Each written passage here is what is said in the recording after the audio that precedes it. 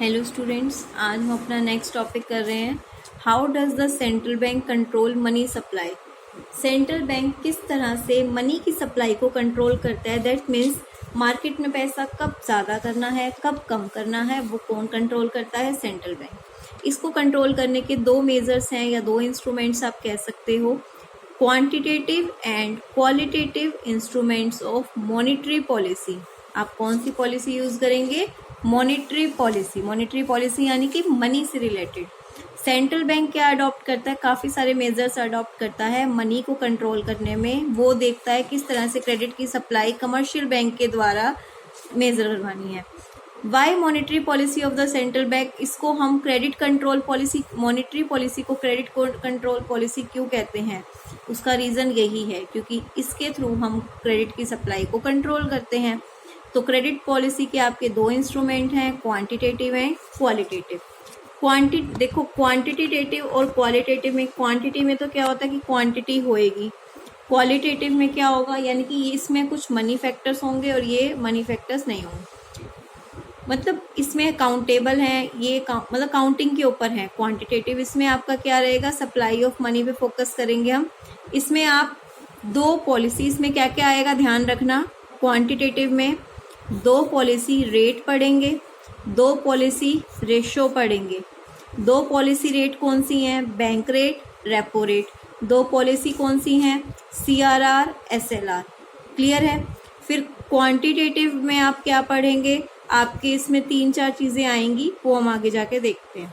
ठीक है, क्वांटिटेटिव में एक ओपन मार्केट ऑपरेशंस भी आपका आएगा, तो दो पॉलिसी, दो रेशो, एक ओपन मार्केट ऑपरेशन। फिर आपका आएगा क्वालिटेटिव। क्वालिटेटिव में आप फोकस करेंगे select sectors of the economy. ठीक है, यहाँ पे आप सेक्टर्स को ध्यान में देंगे। वहाँ पे आपने ओवरऑल सप्लाई को, मनी की सप्लाई को ध्यान में दिया है, यहाँ पे आप सेक्टर्स को ध्यान में देंगे, उसके अकॉर्डिंग आप कंट्रोल करेंगे।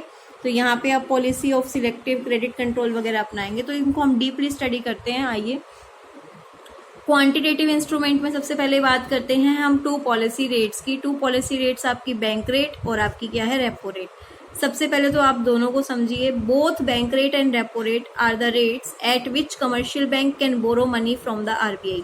ये दोनों रेट वो रेट हैं जिसपे कमर्शियल बैंक RBI से पैसा उधार लेता है, और ये रेट चेंज होती जाती हैं। RBI इम्पैक्ट करता है इन्हीं रेट्स को चेंज करके क्रेडिट क्रिएशन कैपेसिटी किसकी? कमर्शियल बैंक की। क्योंकि RBI रेट्स चेंज कर देगा, कमर्शियल बैंक के पास पैसा ज्यादा होगा या कम होगा, दो सिचुएशन होंगी, तो उसी के थ्रू RBI क्या करता है? कंट्रोल करता है। A rise in bank rate and repo rate would discourage the commercial bank to. अगर देखो, आप बैंक रेट बढ़ा देंगे, रेपो रेट बढ़ा देंगे, तो इससे कमर्शियल बैंक का जो कैश रिजर्व है क्रेडिट के लिए, लोन देने के लिए, वो कम हो जाएगा। क्यों? क्योंकि आप उनको डिस्करेज कर रहे हो रेट बढ़ा के। आपने क्या किया? आपने रेट बढ़ाया, तो कमर्शियल बैंक ने जो मनी है RBI से वो कम ली। क्यों? क्योंकि इतना इंटरेस्ट वो पे नहीं कर सकते। जब मनी कम, देखो ये प्रोसेस यहाँ पे नीचे दिए, एक बार यहाँ से समझो। जब मनी कम हो जाएगी तो ऑब्वियस सी बात है अपने आप महंगाई कम हो जाएगी, क्योंकि जब यही पैसा लोगों को लोन नहीं देंगे तो इतना पैसा मार्केट में खर्च नहीं होगा। तो this reduces the supply of money. Commercial bank money की सप्लाई नहीं कर पाएगा। इसी तरह बैंक रेट, रेपो रेट अगर कम कर दी जाए तो उस केस में क्या होगा? आप ज्यादा पैसा लेंगे, ज्यादा पैसा लेंगे आप लोगों को देंगे, तो लोग उसको मार्केट में लगाएंगे। तो इन्फ्लेशन के टाइम पे तो रेपो रेट वगैरह को बढ़ा दिया जाता है, और डिफ्लेशन के टाइम पे इनको क्या कर दिया जाता है? कम कर दिया जाता है, जिससे मनी की सप्लाई बढ़े। तो याद रहेगा, बैंक रेट और रेपो रेट को क्या किया जाता है? बढ़ा दिया जाता है। कब? जब डिस्करेज करना हो और इन्फ्लेशन की सिचुएशन को हमें कंट्रोल में करना हो। और इसको कम कर दिया जाता है कब? जब हमें डिफ्लेशन को हटाना है और मार्केट में मनी की सप्लाई को बढ़ाना है। ठीक है, सेकंड पॉइंट इन्होंने इसी से रेपो रेट से रिलेटेड क्या कहा? इंक्रीज इन बैंक रेट और रेपो रेट, ये आपको एक सिग्नल देता है कि अब आपके पास एक वॉलेट होना चाहिए। वॉलेट यानी कि आपके पास अपनी लाइबिलिटी के लिए खुद के पास अपना पैसा आपको जोड़ना चाहिए, ताकि आप उस चीज को अच्छे से पे कर सके, अपनी लाइबिलिटी को। ठीक है, क्रेडिट रिड्यूस हो जाएगी तो मनी की सप्लाई भी क्या हो जाएगी? कम हो जाएगी। तो ऑन द अदर हैंड, अगर रेपो रेट को कम किया जाता है तो इसका मतलब है आप अपने वॉलेट के कैश को भी कम कर सकते हो और मार्केट में पैसा क्या कर सकते हो, ज़्यादा कर सकते हो। बैंक रेट और रेपो रेट को बढ़ाया जाता है किस लिए? एक रीज़न और भी है। देखो, अगर आरबीआई अपना इंटरेस्ट रेट, आरबीआई अगर कमर्शियल बैंक से ज़्यादा इंटरेस्ट लेगा तो बैंक भी पब्लिक से क्या लेंगे? ज़्यादा इंटरेस्ट लेंगे, मार्केट रेट ऑफ इंटरेस्ट बढ़ जाएगा। जब इंटरेस्ट ज़्यादा होगा तो लोग अपने आप ही क्या होंगे? लोन कम लेंगे, क्योंकि उनको लोन पे इंटरेस्ट ज़्यादा पे करना पड़ेगा। तो काफ़ी सारे रीजंस हो गए ना। देखो, एक अगर आरबीआई बैंक रेट को या रेपो रेट को बढ़ाता है तो कितनी सारी चीज़ें हैं जो इफेक्ट कर रही हैं, ठीक है। तो उसके थ्रू क्या होता है कि पब्लिक को ना तो कमर्शियल बैंक इतना लोन दे पाता है और ना वो ले पाते हैं, तो दोनों सिचुएशन आ जाती हैं। अब दोनों में डिफरेंस समझते हैं। देखो, पहले तो वही पिछला पॉइंट है, मार्केट रेट ऑफ इंटरेस्ट बढ़ा तो लोगों ने डिमांड पैसे की कम कर दी। डिमांड कम करेंगे तो कंजम्पशन कम होएगी, यानी कि मार्केट में से पैसा खरीदेंगे कम। तो जब वो अपनी कंजम्पशन को कम कर देंगे तो एग्रीगेट डिमांड अपने आप क्या हो जाएगी? कम हो जाएगी। डिमांड कम होगी तो अपने आप क्रेडिट की सप्लाई कम और इन्फ्लेशन पे कंट्रोल। इसी का अपोजिट ही है। अब दोनों में डिफरेंस देखिए, बैंक रेट और रेपो रेट में क्या फ़र्क है। दोनों ही रेट कब, कौन से इंटरेस्ट रेट हैं? जब कमर्शियल बैंक आरबीआई से क्या लेता है? लोन लेता है। पर जब वो कोई कोलेटरल सिक्योरिटी कुछ गिरवी रखता है, कह रहे हैं जब कुछ गिरवी रखता है तो रेपो रेट, और जब कुछ गिरवी नहीं रखता तो कौन सी रेट चार्ज होती है? Bank rate. और बैंक रेट हम कब चार्ज करते हैं? जब उसको इमीडिएटली लोन चाहिए होता है और उस टाइम पे उसके पास अपनी इमीडिएटली रिक्वायरमेंट को पूरा करने के लिए, तो ये आपको कोई फैसिलिटी नहीं दे। बैंक रेट के थ्रू आप कोई सिक्योरिटी को रीपरचेज नहीं कर सकते। क्लियर है? बैंक रेट क्या है? ये borrowing commercial bank to cope with immediate cash, मतलब अभी के अभी आपको पैसा चाहिए तो आपने फटाफट सेंट्रल बैंक से पैसा मांग लिया। पर रेपो रेट के थ्रू आप क्या कर सकते हैं? लॉन्ग टर्म के लिए पैसा ले सकते हैं। आप अपनी सिक्योरिटीज़ को क्या कर सकते हैं? दोबारा से खरीद सकते हैं उनसे पैसा लेके। तो रेपो रेट रिलेट करता है शॉर्ट टर्म बोरोइंग से, और ये आपका इमीडिएट कैश उससे। फिर आपकी आती है दो पॉलिसी में सबसे पहले है आपका सीआरआर होता है कैश रिजर्व रेशो। कोई भी बैंक हो उसको अपने पास एक मिनिमम अमाउंट ऑफ बैलेंस रखना ही होता है। ये नहीं कि बैंक में जितना भी पैसा आया उन्होंने क्या किया, उसको मार्केट में लगा दिया। एक मिनिमम अमाउंट होगा ताकि वो लोगों की डेली नीड्स को पूरा कर सके। ये वो पैसा है जो वो अपने पास रखते हैं। तो ये भी किसके द्वारा फिक्स किया जाता है? आरबीआई के द्वारा। इसको ध्यान से सुन लीजिए, फिर इसमें से पढ़ लेना, यही चीज़ होएगी। अगर आरबीआई चाहता है इन्फ्लेशन कंट्रोल करना है, मनी की सप्लाई को मार्केट में रोकना चाहता है, तो वो सीआरआर को बढ़ा देगा। सीआरआर को बढ़ाने का मतलब, सपोज कीजिए आपने बैंक में 10,000 रुपये जमा करवाए थे और उसमें से कैश रिजर्व रेशो था 10%, यानी कि 10,000 का आपका अगर आप 10% लेते हैं तो आपका कितना हो गया? 1,000 रुपीज़।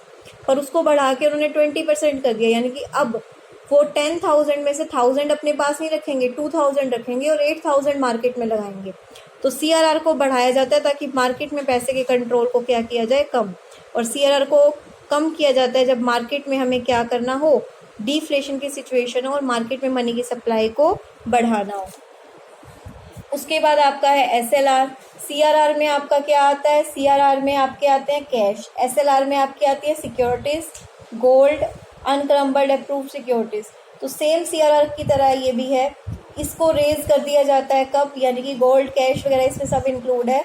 इसको रेज किया जाएगा जब मनी की सप्लाई को मार्केट में रोकना हो, और इसको कम किया जाएगा जब मनी की सप्लाई को क्या करना हो? कम। ये लास्ट में आप देख रहे हैं एसएलआर को रेज किया जाता है इन्फ्लेशन के टाइम पे, और डिफ्लेशन के टाइम पे क्या कर दिया जाता है? कम। Open market situation operations. Open market operations वो है जिसमें सिक्योरिटीज को बेचा और खरीदा जाता है सेंट्रल बैंक के द्वारा। By selling the security, central bank क्या करता है? लिक्विडिटी को सॉल्व कर लेता है, यानी कि इंटरेस्ट रेट ज़्यादा दिखा के, लोगों को लालच दिखा के वो क्या करते हैं? अपनी सिक्योरिटीज़ मार्केट में बेचते हैं। उससे क्या होगा? लोगों का पैसा इनके पास आ जाएगा। लोगों का पैसा इनके पास आ जाएगा तो लोग पैसा मार्केट में नहीं लगा पाएंगे, जिससे महंगाई कंट्रोल हो जाएगी। और दूसरी सिचुएशन में क्या होंगे? वो क्या करेंगे? अगर अब इन्फ्लेशन हो गया आपका, जब लिक्विडिटी को रिलीज करना हो तो कैश रिजर्व ऑफ बैंक बढ़ा दिए जाते हैं। क्रेडिट क्रिएशन कैपेसिटी उसको कट करने, मतलब सिक्योरिटीज़ को बेचना और खरीदना यहाँ पे होता है। वो सिक्योरिटीज़ बेचते हैं और बाद में वो उसको खरीदते हैं। दोनों सिचुएशन को सॉल्व आउट करते हैं। तो इन्फ्लेशन को कलेक्ट करना है तो सिक्योरिटीज़ को बेचेंगे, डिफ्लेशन को करना है तो सिक्योरिटीज़ को खरीदेंगे। ठीक है। फिर आपके क्वांटिटेटिव भी ध्यान से पढ़ेंगे। इनमें से कोई भी एक पॉइंट आपका आ जाता है, मार्जिन रिक्वायरमेंट आपको पता ही है, मैंने आपको बताया था एक लोन अमाउंट और जो आपकी कोलेटरल सिक्योरिटी होती है उसके बीच के गैप को मार्जिन रिक्वायरमेंट कहते हैं। मैंने आपको उस दिन भी कहा था कि जो हम लोन देते हैं और जो कोलेटरल सिक्योरिटी रखी जाती है उनके बीच का जो गैप होता है वो मार्जिन रिक्वायरमेंट होता है, और जो सिक्योरिटी रखी जाती है उसका अमाउंट हमेशा ज़्यादा होता है। क्यों? ताकि कल को अगर पर्सन भाग जाए तो इंटरेस्ट वाला अमाउंट भी हमारा उसमें से कवर हो जाए। सेकंड है रैशनिंग ऑफ क्रेडिट। रैशनिंग के आगे एक वर्ड है रेशो, यानी कि यहाँ पे एक रेशो फिक्स कर दी जाती है कि आपको कितना पैसा बार मार्केट में सिक्योरिटीज़ पे लगाना है, तो उस लिमिट को आप क्रॉस नहीं कर सकते। और ये लिमिट किसके द्वारा फिक्स की जाती है? आरबीआई के द्वारा। ठीक है। उसके बाद है margin moral session. Moral session का मतलब क्या है? समटाइम्स सेंट्रल बैंक क्या करता है, परसेशन यानी कि परस्यू और प्रोसेशन के थ्रू, परसेशन एंड परस्यू के थ्रू कंट्रोल करता है। दैट मीन्स पहले वो उनको प्यार से समझाता है, अगर वो मनी की सप्लाई को नहीं रोकते फिर वो उन पर प्रेशर दबाव बनाता है कि आपको मनी की सप्लाई को रोकना है। तो ये सारी चीज़ें हैं। What is selective credit control, ये क्वेश्चन एक बार एग्जाम में आया हुआ है। ये डिस्क्रिमिनेटरी पॉलिसी हैं जो अलग अलग सेक्टर में यूज़ की जाती हैं। May be encourage with a view to stimulating production को स्टिमुलेट करने के लिए। On the other hand central bank decide करते हैं उनको कब रिस्ट्रिक्ट करना है, कब कैसे करना है। और इन्फ्लेशन के टाइम पे तो वो क्या करते हैं, स्पेक्यूलेटिव एक्टिविटीज़ को डिस्करेज करते हैं, यानी कि स्टोरेज वगैरह। और नेगेटिव के टाइम पे आप इसका अपोजिट रहता है। तो ये सारी चीज़ थी। चैप्टर आपका इसमें कंप्लीट हो चुका है। हमारा एक पॉइंट रहता है क्रेडिट मल्टीप्लायर वाला, यानी कि जो हमने करना था मनी क्रिएशन, वो विद नोट्स मैं आपको करवाऊंगी। तब तक आप इस टॉपिक को अच्छे से करेंगे। Thank you. एक बार फिर से देख लेते हैं इस चार्ट के थ्रू, मैं आपको लास्ट में बता देती हूँ। बैंक रेट में हम कोई सिक्योरिटी नहीं रखते, रेपो रेट में सिक्योरिटी रखते हैं। और दोनों इंटरेस्ट रेट कब चार्ज होती हैं? जब कमर्शियल बैंक आरबीआई से लोन लेता है। ठीक है।